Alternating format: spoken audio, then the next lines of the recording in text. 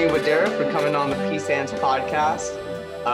You're a licensed acupuncturist, and we'd like to learn more about that and your field. And I have a lot of questions regarding it. So if you'd like to give yourself a brief introduction, go for it.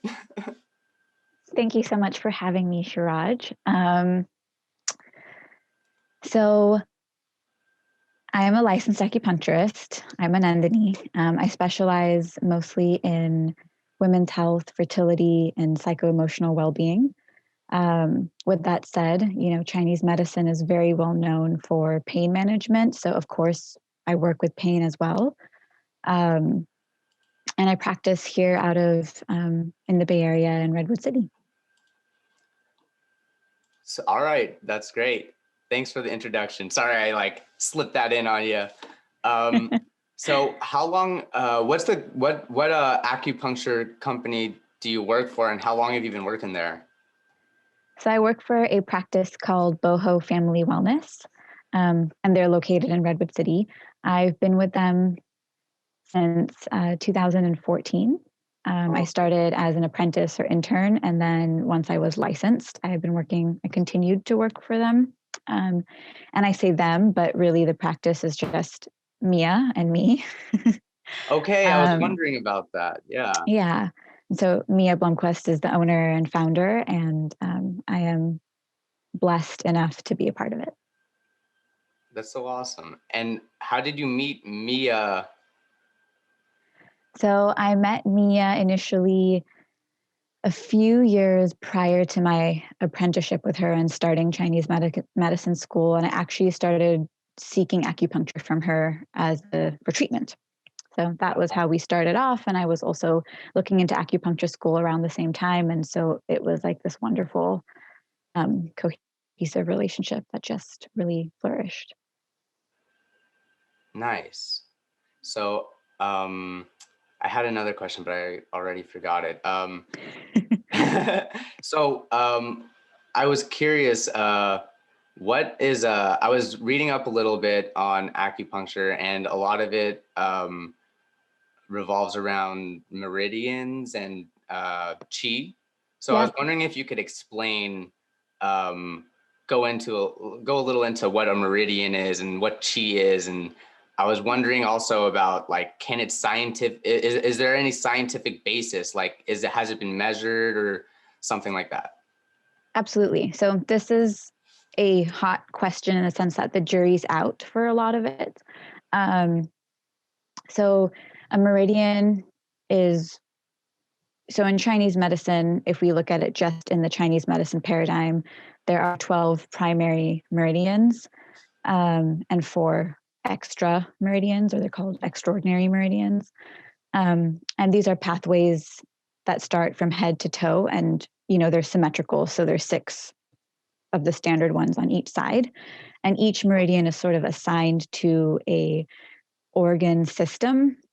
Now, these organ systems, although they use the same names as Western anatomical organs, they don't really work the same way. They're like energy systems that are based off of an understanding and ecosystem of that organ, but it's not the same thing as the anatomical organ. Gotcha. So it's like organs are working together, but maybe in different ways than what's like how science would say it, or the digestive system, it goes into the stomach and then it's digested, but maybe the stomach's connected to your lungs somehow. And Exactly. And, in Western medicine, we are finding more and more these correlations between, gut-brain health, for example, or gut-heart health, as well as kidney-heart health. So there are these nice integrated physiological connections in Western medicine as well. But Chinese medicine sort of takes the understanding to more of a web understanding, and creates connections not just with these tighter relationships in Western medicine, but some of the broader ones.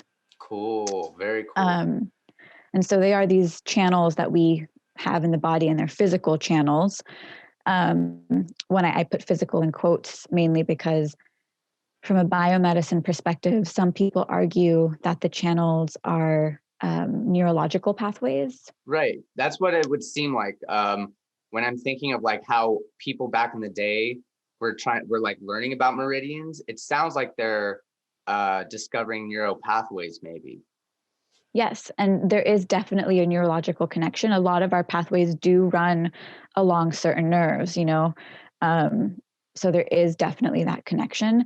Some people also hypothesize and argue that it's also myofascial tissue pathways. So, our body, each of our organs and muscles are wrapped in myofascial tissue, and myofascial tissue is like this one gigantic web. So it's actually all interconnected. And so if a tissue gets, twisted in one area and pulling, let's say in your calf, it might actually be affecting something somewhere higher up in your body because it's all interconnected. And so some argue that we work on the myofascial tissue and not just the nerves. So from biomedical perspective, it's hard to know which of those is true.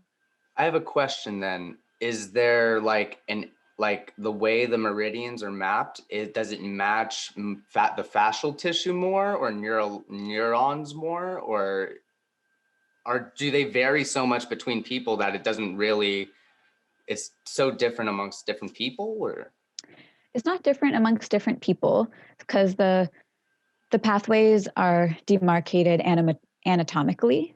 So you would look for the same pathway on person A or B, regardless of, it's not like an arbitrary measurement. You would look for certain bones and muscles on each person. mm-hmm. And I think they do actually follow both of those things. They follow both muscle and myofascial pathways as well as nerve pathways. So some of them, that are on the stomach line in Chinese medicine, which starts actually in the face and goes all the way down into our abdomen and down into our legs and toes. But it's kind of on the front of the shin. And it's actually in between a muscle when you feel for the channel. And that's the meridian that goes to your stomach? Yep. To your shin. And it's all the way in your shin and in your face. And in your face. Which is interesting. Yeah. And so there's a neural pathway and microfascial kind of geometry that. Of sorts. Yeah, I mean, I think if we're looking to try and understand Chinese medicine from a Western medicine lens, I think those are the best ways to describe them, until further research is done and uncovers something else. A few years ago, there was this discovery of a new organ, and I think they just called it interstitial space or interstitial tissue. And I can't quite remember because after that announcement, I feel there wasn't a lot of movement and research done to popularize it. Yeah, I read a similar thing, and they said it was like it's like, because the largest organ's like the skin, but they said it's larger than the skin. Exactly. And then I loved hearing about it when it came out, because some people are hypothesizing that is probably how acupuncture works. Like maybe it's not that it's working on just neurons or just myofascial tissue. Maybe it's actually working in this interstitial tissue space, where everything is connected. So again, I think a lot of research is still needed to truly understand how our Chinese medicine pathways are directly correlated to Western medicine and something anatomical. But that's how we understand it at this point. Cool. And then, so when it comes to qi, how would you go about describing that? Qi is such a fun one to talk about because, I mean, on the very basic unit, we say qi is energy or vital force. And this is a very broad and somewhat vague definition for something we use as a basic unit in the Chinese medicine paradigm. So in the context of Chinese medicine, which also includes, meditation and other energy work like Qigong or pranic healing, or maybe even Reiki or any other energy healing modality, Qi flows in our bodies all the time. And each organ system has its own Qi and movement of Qi, kind of like we were talking about with the meridians. So from a Chinese medicine perspective, when we look for pathology in a patient, we're looking to see how the energy is functioning within that body's microsystem. But then Chinese medicine also extends that understanding of qi to nature, and, you know, the macro level of the temperature outside, the wind, the energy it takes for a seed to turn into a sapling and then a tree. You know, Wow. all of these things contain some kind of qi or energy transformation, right? Like biological energy transformation. And so how does that energy impact our bodies on a regular basis? So qi is energy, but it's so much, there's so much more minutia to it. You know, it's energy of a body, energy of a plant, and how are they linked? It kind of made me think of Star Wars a little bit and the Force, you know? Yes. And I was Yes. thinking, is there good chi and bad chi? Is there like dark chi and light chi? I mean, I love that because I think Star Wars is such a great analogy for Chinese medicine. Uh-huh. I wouldn't say there's light and dark chi because I don't want to put blame on any of the bad chi out there, but we do definitely have what we call evil chi. Evil chi. Oh, shit. Yeah, and that's when people get sick. So when someone's balance is off, they are more susceptible to evil chi. You know, and so Got it. a virus in Chinese medicine is often understood as an evil energy or an evil chi, but it's not as esoteric as just an energetic invasion. Like there is a paradigm and a physiology around that, and we call it, you know, our immune system in Chinese medicine is called wei qi, which means protective qi. Oh, okay. And that's always kind of at the border of our body and trying to protect us from viruses, bacteria, fungi, you know, all the parasites out there. And if your immune system is low or suppressed, you know, the way we understand it, even in Western medicine, you can imagine that that wei qi barrier is not outside and strong like it should be, like a shield. It's kind of shrunk and diminished. And so there's a little more wiggle room for those parasites to get in. Cool. Yeah, it's And like a make you force sick. field, a Yeah, Wei Chi it's force field. exactly. That's I really like yeah, I like and is there a name for evil chi? There is a name for it that there is a Chinese word for it, Yeah. but it's escaping me right now. All right, maybe it'll come to you sometime later. But that's Yeah. super interesting. I've never heard of evil chi, but like, yeah, no, that totally makes sense. I mean, yeah, it has. It's more like maybe I always thought of it as like chi as kind of like nice flowing energy, and then maybe evil chi is like more dissonant and like noisy or something, less Yeah, so harmonious. I love that you bring that up because uh, I think in Chinese medicine we would just qualify that as like disharmonious qi, you know, qi not moving the way we want it to. And I think that's a lot of how we understand chronic disease and emotional things, emotional disease, if you want to say, but emotional upheaval, how that comes about. So, you know, if your qi is flowing nice, like a smooth, full flowing river in the body, like it in an ideal world it should, then when it's flowing either against the grain or in a scattered way, or it's stagnant, it's not moving well, you know, this is how you create blockages, so to speak, in the internal ecosystem of the body. And it can contribute to things like, you know, depression, anxiety, fear, or even high stress and like anger flare-ups, you know, rage. Yes, yeah. So how so I was watching some of your what is the thing you were doing with like something with Africa, and you were making some videos for like women. You made one for women and one for anxiety and stuff. Yes. So I am in partnership with the Africa Integrative Medicine Institute or project in Tanzania. And we are working on a women's health project right now, and we're in the process of getting it funded, and helping to bring Chinese medicine, but also just women's health education and awareness to villages and just underserved areas in the Tanzanian community. And so that was a part of that effort. Cool. So do they like just watch how does it work though? Like they watch the informational videos on stuff, and is there a center there or?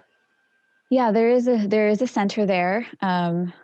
And this is sort of like the primer, so to speak, Mm-hmm. and getting people involved, watching the videos, piquing people's interest, because the idea is to actually build a larger project out there, which Gotcha. is, in the pipeline. Okay, that's really awesome.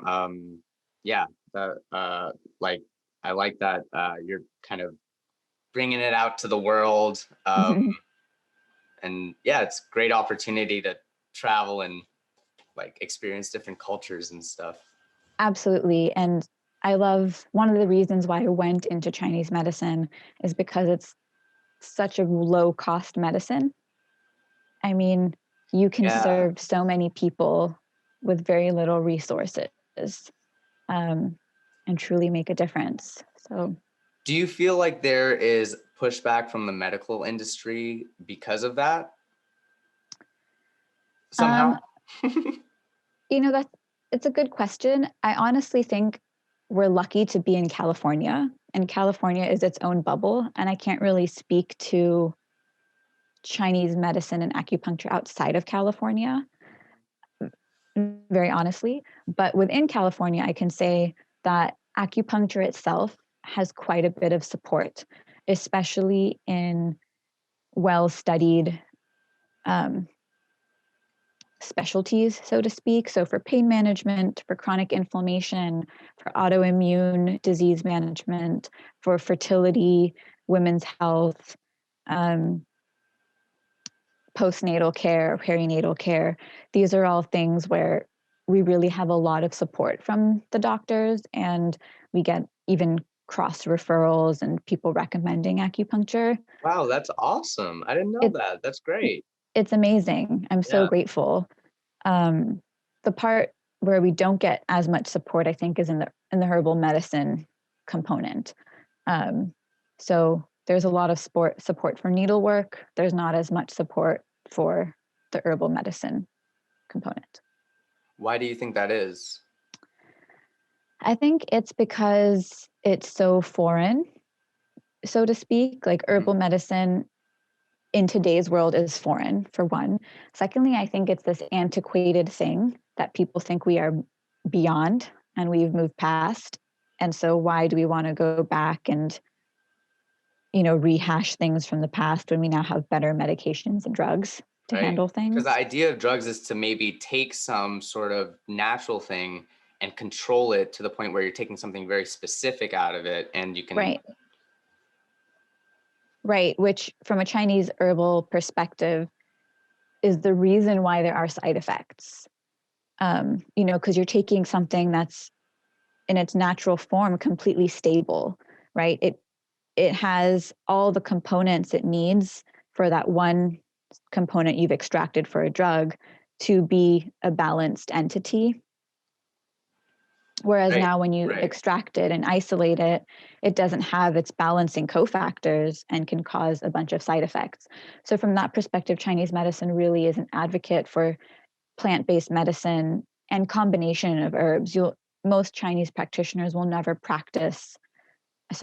prescribe a single herb as a medication. It's always multiple herbs, because it's about how they work together to mitigate side effects and synergize medicinal effect. Cool. Well, speaking of some herbal remedies, I have some rose hibiscus tea, Love which it. in your video it said it was good for anxiety and Yes. and and uh and and anger. Yes. So I was wondering, like, if you can go into that a little more, like what's going on there? Absolutely. So In most cases, anger in Chinese medicine, so I'm going to back it up for a second and say, one of the things I love about Chinese medicine is that there are many etiologies for every disease or symptom, so to speak. So when I say in most cases, I'm using the most reductive form and just speaking to the most common cause of anger, for example, is some sort of disharmony in the liver energy and the heart energy. And anger, for the most part in Chinese medicine, is an emotion that comes with an incredible heat, but also with a surging up of energy.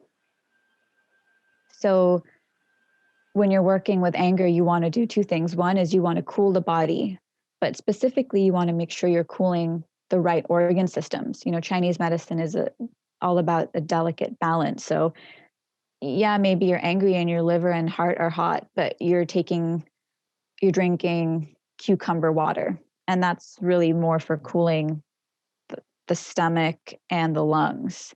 So it's not going to help your anger the same way. Yeah, you might feel better because it's cold, but it's not really going to address the anger you're feeling. So when you say cooling, I'm drinking a warm rose hibiscus tea. Is it cooling? It's still cooling. Okay. So the energy of those herbs in there, of rose and hibiscus, are cooling. So they are cooling down the heat and the energy of the liver and the heart so that they can be at a nice homeostatic level. I can feel it. I think I can feel it cooling. I don't know. I'm not sure, but maybe. Yeah. Some people can, some people can't, but the fact that you feel calmer afterward is a sign that it's cooled the right organs. In the case of anger, which is typically, you know, heat rising up and flaring. Got it. Yeah. So, can chi be controlled with the mind? Can you use your mind? And because like the monks and stuff, they'll like break bricks and whatnot using chi, apparently. Yeah. So I'm wondering about that.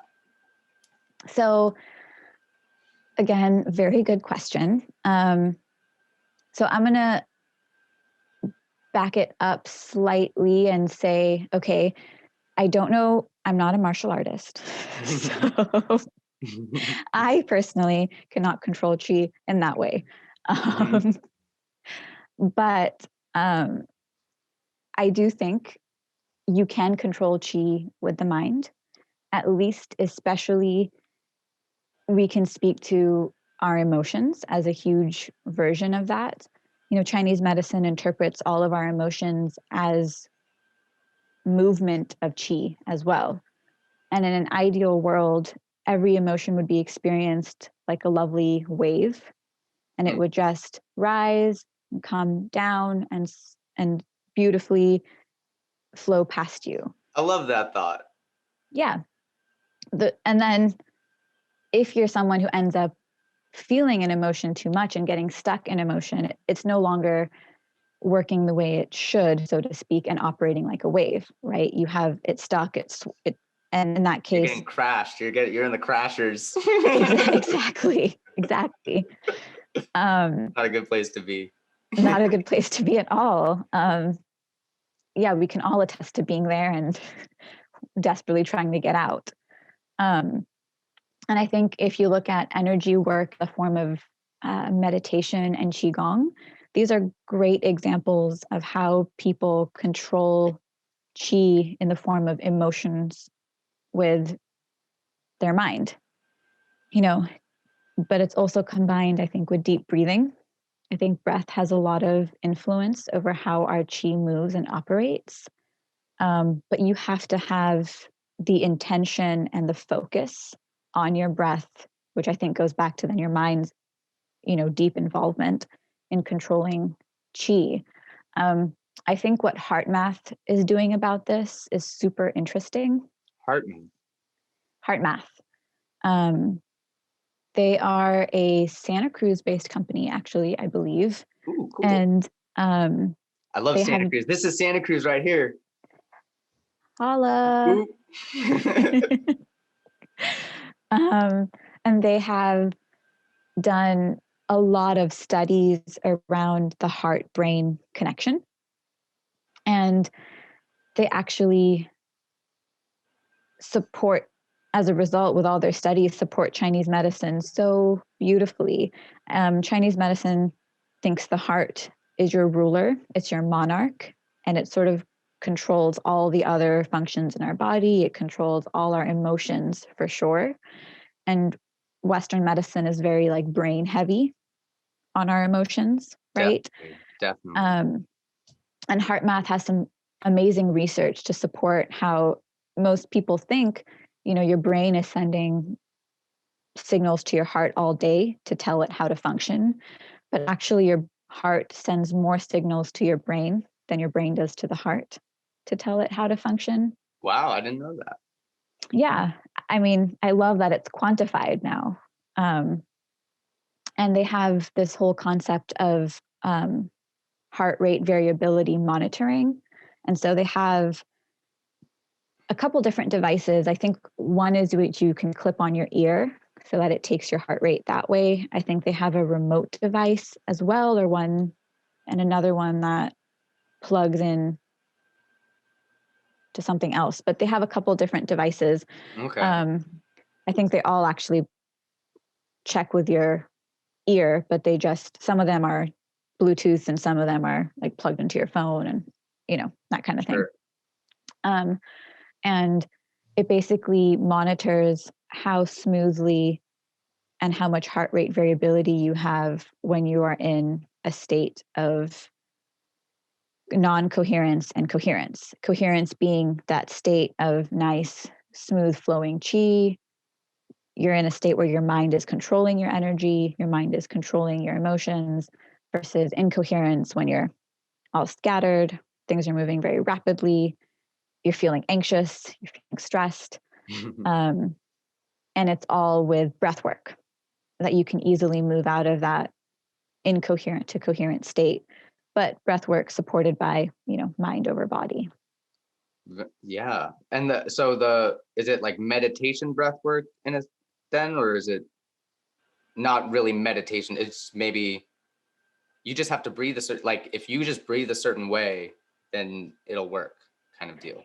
Yes, I think it's a combination. I think you can get to the intermediate level in their system. They have kind of like a intermediate advanced leveling for their program as well. Where I think if you just breathe a certain way and can keep your body and breath aligned, your breath and mind aligned, your body responds. But I think if you're able to go into that next level meditation, you're able to maintain heart rate variability for a much longer sustained period of time. Okay. Gotcha. So you mentioned chakras earlier, and I was wondering, I didn't, how do chakras come into play with the whole meridians and chi? So I think chakras tend to be a little more associated with meditative practices and then Ayurvedic medicine. With that said, you're always looking to keep your energy flowing smoothly. And I think the Chinese medicine system uses meridians for that. And they go, head to toe. Whereas meditation systems use chakras because they kind of start in the pelvic floor and go up to the head, and they're a little bit easier to visualize. And so one's more vertical and one's horizontal. It's like a latitude, longitude almost. And meridian's an interesting word to use for it too, because that's like meridians of the earth. Yeah, because the meridians, even though like you're saying they're horizontal, they are still circular. Oh. So they are cycling energy all the time. And so you're right. I think one is cycling, or the visual is cycling energy this way, whereas the chakras, I think the visual is cycling this way. At least for where the chakra is, but it is also still cycling the energy up to down. Yeah. That's interesting. Do you ever like combine those? You don't really use chakras when figuring out where to put needles, really. Correct. So you don't use chakras for where to put needles unless you're someone who's really in tune with that. I know there are a lot of practitioners who really like the chakra model, and so they might actually do some qigong or reiki, and feel which chakras feel blocked and might put a needle in that chakra to help open it up. So you can absolutely combine those modalities. I personally tend to use the chakra, I guess, version or view more for meditation than for my needle practice. Cool. Okay. I think it's a very powerful visualization tool for patients. So when I have patients who've never meditated before, I like to start them off with a color-based chakra meditation because it gives their mind something to do so it doesn't wander, and it's really short. Yeah. It's nice to have something to focus on because the mind tends to wander. That's why meditation, you're always focusing on something like your mantra, your breath. Exactly. Usually something. Yeah. So I was wondering, do you ever heal yourself with acupuncture, or maybe like some of these other I guess you probably meditate. And what sort of work do you do on yourself? So I definitely am someone who has a meditation practice of my own. And that definitely helps just keep me balanced. I work with a lot of patients who are going through hardships with women's health, fertility, other emotional things, sometimes PTSD. So it's important to keep my energy strong when I'm going in to work with them and stay balanced. So I definitely have a meditation practice of my own. I have a Qigong practice, like a very short, I don't have a true practice, but there are a couple of Qigong exercises that I like to do at the end of my workday to just, clear energy. So I'm not taking it home with me. In addition to those things, I definitely needle myself. So, okay, cool. Yeah, I don't needle myself as often as I would like. But if I'm sick or feel like I'm coming down with something, or if I have a headache, I absolutely do practice on myself. So you got a little qigong, you got meditation practice, and you needle yourself. I do, and I take herbs all the time. I love Chinese herbs, and I'm very good about taking my herbs and my supplements on a regular basis. How have you done a what do you call it? The bio in your stomach, your bio thing? Like a GI mapping? Yeah, like they call it something. Like a microbiome? Microbiome, test? yeah. Check the microbiome in your stomach. Yeah, I have done a GI map actually relatively recently. Okay, intestinal map? Yep. Okay. And it's pretty cool. It looks at, it's a stool sample, and it looks at your whole microbiome. It looks like at all the flora you have, like all the healthy flora, all the unhealthy flora, any fungus overgrowth. It looks at any parasitic overgrowth. It's super cool. So how do I get one of those? I want to get one. I can get you one of those. Oh yeah? All right. So I'm in for that. And then I'm wondering how you looked at that information, and did you modify your diet, or do you use that information to pick a diet for you, like an ideal diet? Yes. So, and Chinese medicine's diet style is interesting in that Chinese medicine is all about warm cooked foods. So we don't like cold things, like out of a fridge, temperature cold or freezer.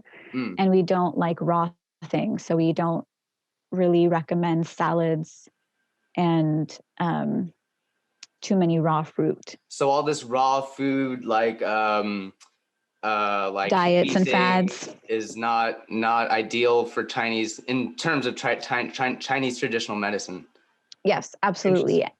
And we're not against the vegetables. It just Chinese medicine wants you to cook them a little rather than eat them raw. I've kind of found that myself. Like, I just generally will like to cook the vegetables a bit. I just feel like it makes it easy. Maybe because I'm lazy, and I think my stomach's lazy too. And I just It, make it easier for my stomach, but that's exactly it. I mean, Yeah. you would be my ideal patient because you already do that. And it is to help your stomach. Our stomachs work really hard to break down that food. If you're putting in raw food all the time, like salads and lots of vegetables and lots of juices and smoothies, which people are all about these days, your digestive system has to work a lot harder to break it down, extract nutrients, and then send the nutrients where it needs to go. So you're Okay. probably actually pooping out more than you're absorbing most of the time. Yeah. I remember learning that when we absorb nutrients, we're only absorbing a teeny bit of nutrients, and a lot of it's just like we're just pooping any Pooping it excess out. nutrients out. So all those Exactly. supplements people are taking is just getting pooped out. Yeah, a lot of it is. And yeah, so I tend to follow a Chinese medicine plan in the sense that I cook all my fruits and vegetables. It's not that I don't eat fruits and vegetables. I really I really limit my fruit intake. I try not to do more than one serving of fruit in the day, and I try to cook it. So I do fruit in the form of, a baked apple or a stewed pear or Ooh, like a baked or a apple. berry compote. Yeah, So I try you take an to. apple, you put it in the oven, and you eat it? Yeah, No way. yeah. That sounds I try to. delicious, though. Everyone, sometimes I am craving like a raw apple. And so I will eat a raw apple once in a while, but I'll just make sure it's not out of the fridge and it's as warm as possible and that it's a Gotcha. warm day and that I'm feeling healthy enough to digest it. Gotcha. That's Yeah. so cool. All right. I love learning that. And then does Chinese I know mushrooms are like a big thing for, well, I don't know. There's a bunch of research going into mushrooms and just like its different health benefits. I was wondering if you could talk a little bit about mushrooms specifically. And I'm assuming you're talking about medicinal mushrooms like lion's mane and Yes, yeah. reishi mushrooms. And Portobello are medicinal too, right? Right? I No? wish. Oh, I mean, no, they're not? I'm sure they have healthy food benefits, but Yeah. they're not one of like the superfood mushrooms that Damn. Ugh. All right. are being researched these days. Sorry, buddy. Thought I was being so good. They don't have like so many health mushrooms at the store then, huh? No, they don't. Although I think shiitake mushrooms do have quite a few health benefits. Right, shiitake. Yeah. Um, yeah, that are great to add to your diet on a regular basis. Mm. But a lot of the medicinal mushrooms that have become popular are definitely not just available at Safeway, unfortunately. Gotcha. Um, and yeah, my thoughts on mushrooms are that, you know, Chinese herbal medicine, and as an herbalist, I really am one of those people who thinks you should take herbs that you need and don't just take herbs for the sake of taking them. And I think we live in a culture where if we hear something is good, everyone wants to do like 100 cups of that good thing. So you We just hear want to be smoothies good. are good for you. So everyone's like, oh my God, I'm going to do 3 meals with smoothies a day, or mushrooms are good for you. And so everybody's got like some mushroom blend powder and they're mixing it into all their things on a regular basis. But each one of those mushrooms has specific Chinese medicinal properties. And I would suggest, making sure you speak to someone who is an herbalist and doing something that fits your body and what you're looking to actually achieve. With that said, I think Cordyceps is one that is really useful for just immune boosting and doesn't have really any other side effects, or doesn't really cause any adverse reactions or interactions with other medications. And I think right now, with everyone trying to keep their lungs strong with COVID, cordyceps is a good one to take. So cordyceps, that's a mushroom? Mushroom. It sounds like a medicine already. Cordyceps. It's where would I go about getting this cordyceps? I mean, you could find it in the form of a supplement, is really where you're going to find it most easily, at any kind of Whole Foods or supplement store. I like to do a lot of these kinds of prevention herbs in the form of teas, because that way they're not as concentrated and you're getting a nice liquid in your system, and your body is probably absorbing more of it as a result. So you could get a cordyceps tea. Wow. And they dry up the mushroom and grind it up or something and put it in a pill or put it in a tea pack? How do they do that? I don't actually know the full processing behind how they would do that, because in Chinese herbal medicine, you take the herb, you throw it in water, you boil it for a really extended period of time and turn it into like a thick medicine. What? And you drink the liquid and you strain out all the herbs. So if you're not doing it in that form and you're doing it in the pill form, I don't actually know what the process is, and I'm sure it varies company to company. Wow. Okay. So you're actually in Chinese medicine, when they actually make it, it's kind of like like they. It's like a long steep tea. Yeah. Yeah, very long steep, because you're not just steeping, you're boiling for an extended period of time, and whatever tea you drink will honestly be like black colored almost, like that's how long it's been steeped. Wow. And cooked. And then what do they do with all the herbs they take out? Is that used or that's just discarded? Usually that at that point has lost, I mean, all the medicine is in that tongue or tea. And so it's composted or disposed of. Cool. Okay. Okay. Yeah. So how how does acupuncture help women in their health with low vision disorders as well? So those are two separate things that I work with. Women's health is something that, like I was saying, we're very lucky to have a lot of medical and MD support for that. And it really does help as a supplementary modality if you're someone going through fertility treatment, if you're just trying to conceive naturally and having a hard time, and even just for regular women's health things like irregular menstruation, heavy periods, painful periods, fibroids, endometriosis. These are all women health disorders that really truly affect women's quality of life. And Chinese medicine really helps bring balance to those things, mainly by one, increasing circulation and blood flow to the areas that need it. And the second is Chinese medicine works very strongly on the HPA and HPG axes, the hypothalamus, pituitary, adrenal, and then hypothalamus, pituitary, gonad. So you work very strongly on your body's ability to monitor and modulate stress and cortisol, as well as modulate hormone production through the HPG. Okay. So you mentioned a few parts of the brain there. Can you can you explain a little more about that connection, or what? Well, so those are like pituitary and hypothalamus. They relate to hormone production. Is that right?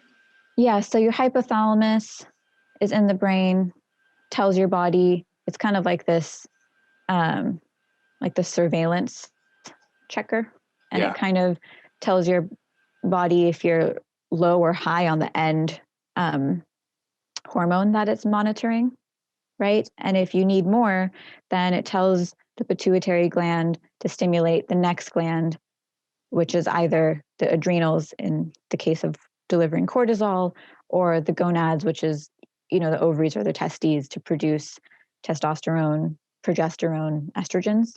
Got it. And then And it how does kind of that has a connect to the feedback loop. meridian and the needle? So one is, a lot of those things then correspond to certain channels and energies in Chinese medicine. Mm-hmm. So that's the scientific way of explaining it. But then in Chinese medicine, to help with reproductive health, you're really working on the liver channels or meridians, the spleen, and the kidneys. These are the three that are responsible very strongly for hormone production and blood regulation. And then the liver and heart, as well as the spleen in some ways, are very strongly responsible for stress response. So you choose points along those channels that are going to regulate based off of what your patient is presenting with. And if someone comes to you and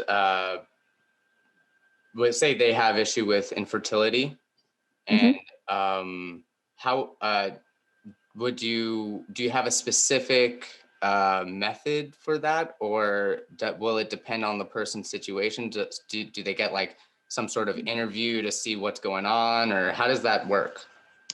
Yes, absolutely. So Chinese medicine is a very customized medicine.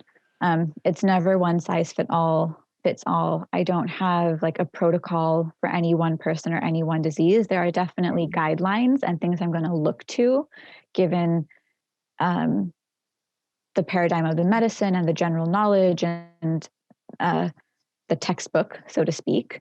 But I'm always going to work with the way that individual person is presenting.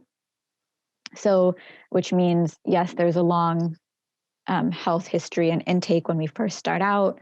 I definitely look at their fertility blood work and their numbers to see where things are and what I'm really working with. And then I'm going to look at that patient's tongue, and I'm going to check that patient's pulse to see what's really going on with their qi and those organ systems qi in that particular person in their landscape, so that I can put the piece of, okay, you're suffering from infertility. These are your numbers, but what does that really look like for you? Gotcha. And then I'm going to choose points and herbs based off of that. So it's very multifaceted. It's like this can affect that, and it's so very interconnected type thing. I'm wondering, do they have some sort of, you said textbook, like there's some sort of textbook of knowledge. What is that textbook? Is there some sort of database? There are many textbooks. I mean, these are just textbooks we use as Chinese medicine practitioners. We're lucky to have what we have translated from China and a few from Japan. Wow. But and some great scholars who have that bilingual ability to translate, but then also come up with their own more modernized theories on it. There's constantly research coming out of China and Shanghai, and of course in the United States as well, but also a lot out of Germany and Switzerland, because they use a lot of Chinese medicine there, Australia as well, to kind of support a lot of what the textbooks teach, so to speak. Is there like some sort of database you go to like look at previous cases, or like some blog or acupuncture blog maybe? I don't know. I wish we had something aggregated like that. A tool where we could just go in and look. You kind of just have to know a few different blogs or magazines that you personally like or have found through teachers and professors or mentors. There's always PubMed, to look up studies and see what has been done for certain cases and what has had the most effect, which is often used as a guide, right? If they're testing, and for example, in a study, if they're looking at N number of patients with PCOS, and the patients who were in the acupuncture group were receiving, these 5 points how efficacious were their results or benefits compared to the control, then you know that, okay, these points are obviously working very well for PCOS, and I'm going to have that in my mind and in my tool belt when I come up with a plan. Yeah, 100%. But so I always like thought, so there's this weird thing about knowledge where you don't want it to spread because it could get altered and then misinterpreted, and then people will like die because of that, right? Mm-hmm. It's kind of like when in meditation, I learned transcendental meditation, and they said, well, you don't want to just go and tell everyone how to do this because unless you're a teacher, because you don't want to teach them the wrong way, and then, stuff will happen. So I'm just thinking, like, is there maybe maybe that could be a reason why there isn't such easy access to information and stuff like that? I think that is definitely a part of it.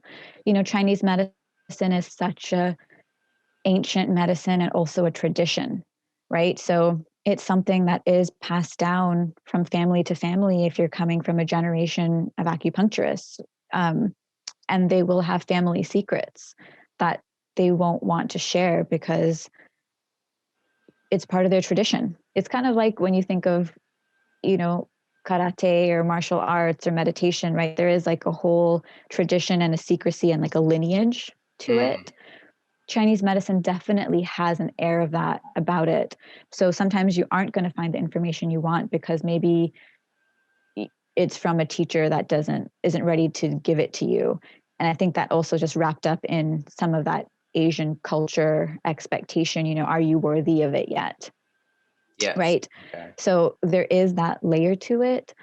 But then because of the way we practice in the United States, there is a standardized version, right? So you have to attend school for 4 years. You have to pass the schooling, but you also have to pass a board exam. So there is a version of all these lineages that has come down and become traditional Chinese medicine as the standardized medicine that we are licensed in. Oh, that's interesting. And that's how we have the ability to practice and have medical recognition in the United States or in other countries that have board certification processes. So it is definitely a combination of, okay, you have to know your textbooks, you have to keep up to date with your studies and follow certain blogs, but also, get a mentor, because that way you're going to learn some stuff that you didn't learn in school. Cool. Wow. So, do you know who started the whole how it became like a whole thing that you could get certified in at all, or? No. That's interesting. I never really thought of it like, it has become like a fully licensed thing that came from like traditional Eastern medicine. Yeah. I'm trying to think of something else that's like that. I mean, food, maybe you have traditional Eastern food that, you have food around. Yeah. Right. So, I'm wondering, have you ever had someone refuse acupuncture because they didn't like needles? I have. So most of the time when someone's coming to me in the office, they know that acupuncture is one of the primary modalities, right? In my tool belt, as a Chinese medicine practitioner, I have needles, so acupuncture, I have herbal medicine, I have cupping, and I have gua sha, which is a tool for massage. Oh, okay. And I have moxibustion. It's an herb that we light and we hover over certain points to bring heat to the body and in points that need it.